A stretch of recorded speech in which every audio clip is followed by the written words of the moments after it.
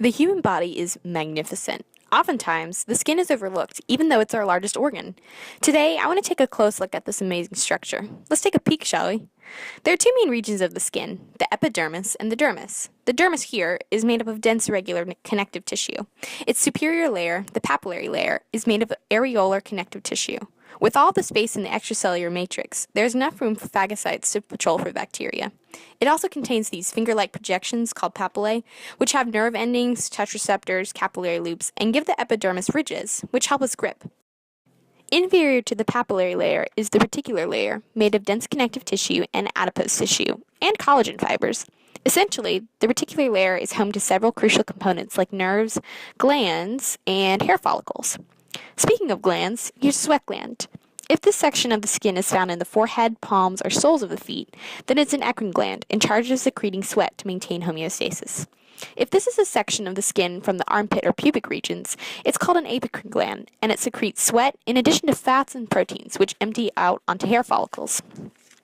But there's more to the skin than just sweat glands. There are sebaceous glands, too.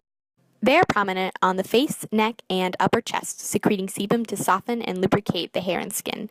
Adjacent to the sebaceous gland is the erector pili muscle, a tiny smooth muscle attached to the hair follicle, pulling it upright. So let's move on to the epidermis, which is comprised of keratinized stratified squamous epithelium. The deepest layer is the stratum basal, where cells are actively dividing by mitosis to form keratinocytes.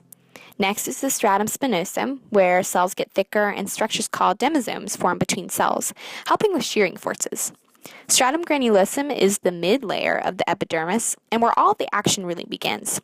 It's here that the process of keratinization commences, and so the cells flatten out, the organelles disintegrate, they accumulate a water-resistant material, and they fill with keratin. The second most superficial is the stratum lucidum, where cells begin to die and continue to flatten out. Capillaries are too far away at this point for nutrients to diffuse to the cells. Lastly, the most superficial layer of the epidermis is the stratum corneum. The cells here are dead, and they can withstand abrasion and water loss, and they protect the cell layers below.